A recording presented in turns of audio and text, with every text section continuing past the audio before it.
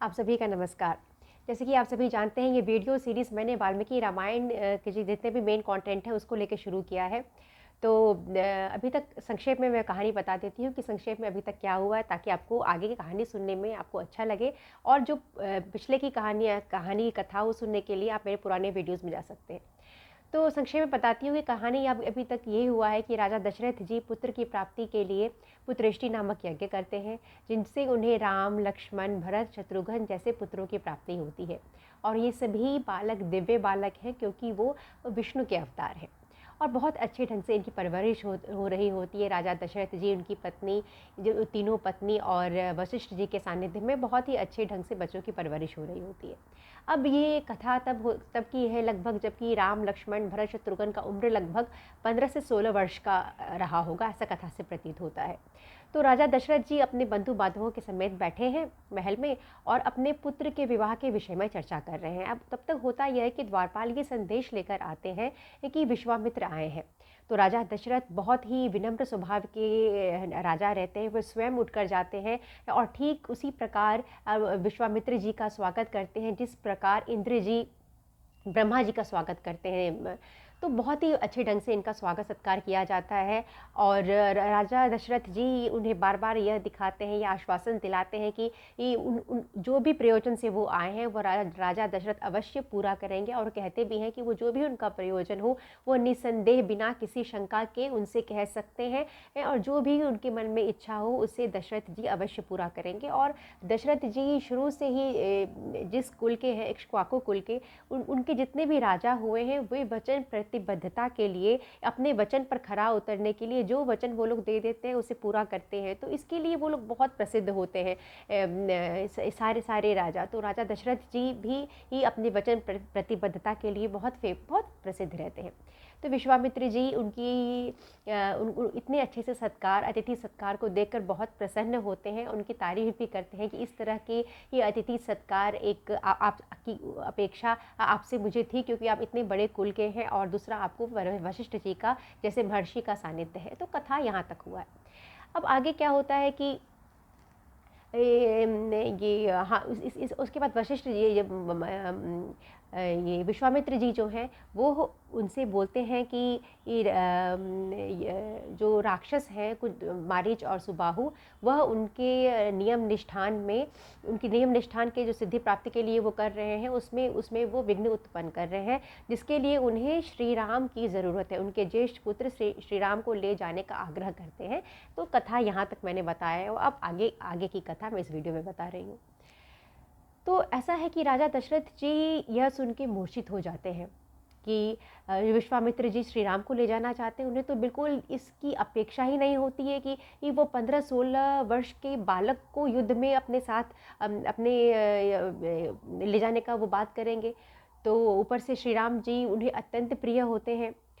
वो बिल्कुल चकित हो जाते हैं और उनको विषाद हो जाता है, बहुत दुख में आ जाते हैं और वो मूर्छित से हो जाते हैं।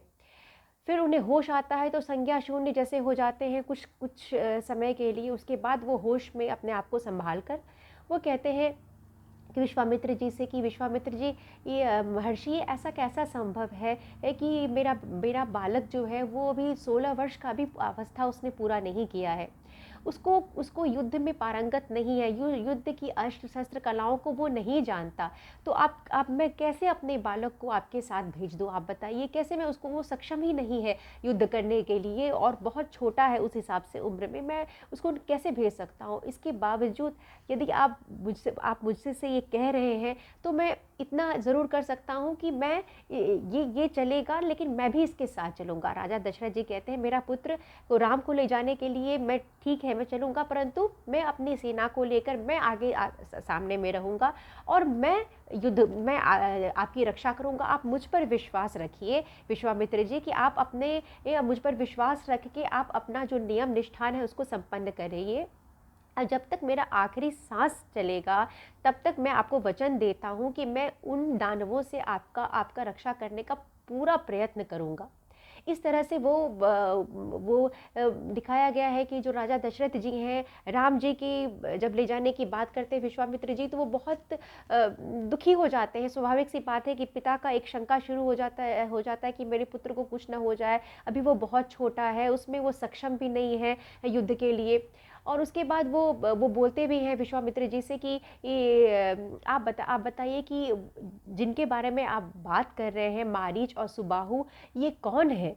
ये राक्षस तो आपने बताया कि आपको विघ्न कर रहे हैं यज्ञ में, परंतु इस क्या आपको इनके बारे में जानकारी है? ये कौन है और किसके कहने पे ऐसा कर रहे हैं?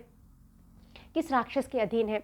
तो उस पर महर्षि विश्वामित्र उन्हें कहते हैं कि देखिए दशरथ जी, ये रावण नाम का एक राक्षस है जो पुलस्त्य कुल में उत्पन्न हुआ है।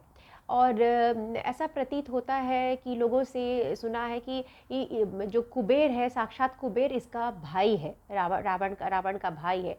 और ब्रह्मा जी से इसने वरदान पाया है। ब्रह्मा जी से वरदान पाके वो इतना शक्तिशाली हो चुका है कि तीनों लोकों को में अब वो तीनों लोकों में कष्ट दे रहा है, लोगों को परेशान कर रहा है, सबको। वो उसके पास अत्यंत राक्षसों की बहुत बड़ी सेना है, जिसके साथ वह सभी को तंग कर रहा है। तो अभी ऐसा है कि वो जो विश्वामित्र जी कहते हैं, मैं जो ये अनुष्ठान कर रहा हूँ, जिस नियम का अनुष्ठान कर रहा हूँ, उसमें भी वो विघ्न डाल रहा है, परंतु वह स्वयं उसमें आना चाहता है विघ्न डालने के लिए, परंतु आता नहीं है, क्योंकि वो तुच्छ समझता है कि वो स्वयं जाकर यदि ये विघ्न उत्पन्न करे तो उस कार्य को वो तुच्छ समझता है। इसके लिए उसने सुबाहु और मारीच को भेजा है ये काम करने के लिए, ताकि वो उससे वो विघ्न में, ये मेरे जो ये अनुष्ठान है उसमें वो पूरा ना होने दे अनुष्ठान को। तो राजा दशरथ जी कहते हैं कि अच्छा, रावण की बात, तो राजा दशरथ जी को बहुत अचंभा होता है। वो बोलते हैं कि रावण तो बहुत ही बड़ा दानव है, बहुत ही शक्तिशाली है। कोई उसके वेग से तो देवता, दानव, यक्ष, गंधर्व, गरुड़, नाग, कोई भी नहीं बच सकता है। तो भला मैं कैसे उससे युद्ध करने में सक्षम हूँ?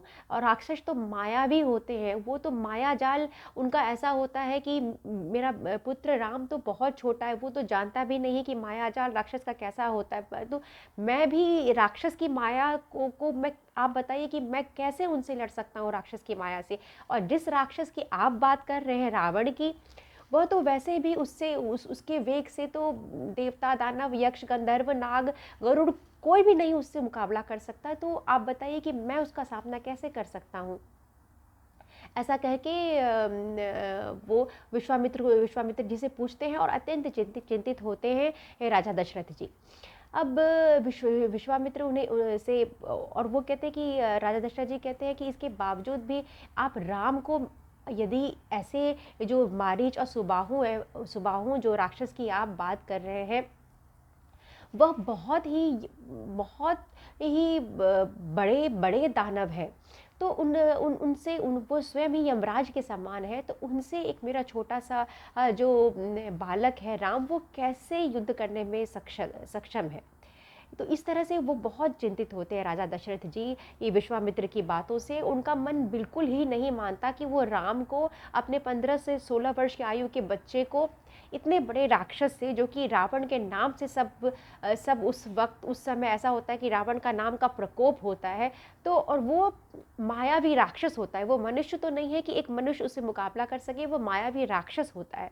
तो ये सब बातों को सोच के जो दशरथ जी हैं, वो बहुत बहुत दुखी हो जाते हैं, और वो कहते हैं कि यदि ये आप राम को इन राक्षसों से सामना करने के लिए भेज रहे हैं, तो स्वयं वो तो यमराज है, वो मेरा बालक कैसे सामना कर पाएगा?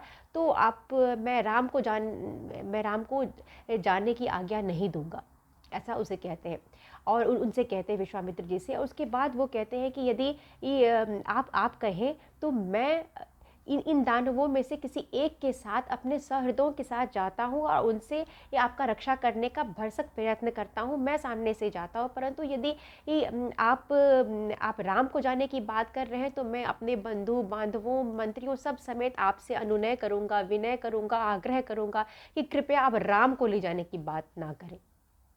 आप मुझे ले जाना चाहें, यूँ कहते हैं कि तो मैं साथ चलूँगा, और यदि मुझे ना भी ले जाना चाहें फिर भी आप राम को ले जाने की बात नहीं करें, ऐसा करके राजा दशरथ जी कहते हैं। अब राजा दशरथ जी अपने वचन के इतने प्रतिबद्ध राजा, विश्वामित्र जी ये सुनते हैं तो उनको बहुत तेज उनको क्रोध आ जाता है। जैसे कि यज्ञ में अग्नि का जैसे कि यज्ञ में हम लोग अग्नि का जो हवन डालते हैं उसमें यदि घी डाल दिया जाए तो कैसे आग प्रज्वलित हो जाएगा, ठीक उसी तरह अचानक से ये कुछ ऐसी बातों को कि सुनकर, जिससे कि दशरथ जी को ये उम्मीद नहीं था, सॉरी, विश्वामित्र जी को ये उम्मीद नहीं था दशरथ जी से कि दशरथ जी ऐसे बात करेंगे। वो उनके मन में यह जानते थे, ये आश्वस्त थे वो, कि मैं जो दशरथ जी से कहूँगा वो इतने बड़े वचन प्रतिबद्धता के लिए माने जाते हैं, तो वो मेरी बातों को ज़रूर मानेंगे।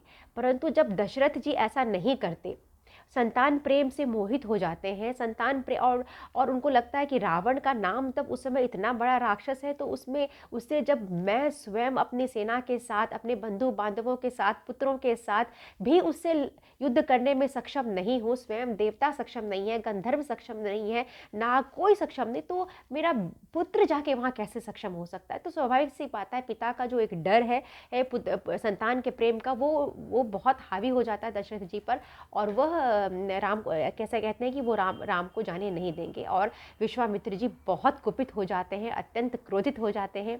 और इसके बाद की जो कथा है वो आपको मैं अगले वीडियो में सुनाऊंगी, और उम्मीद करती हूँ कि मेरा वीडियो आपको अच्छा लग रहा हो। यदि आपकी तरफ से कुछ भी सुझाव हो तो अवश्य सूचित करें। नमस्कार।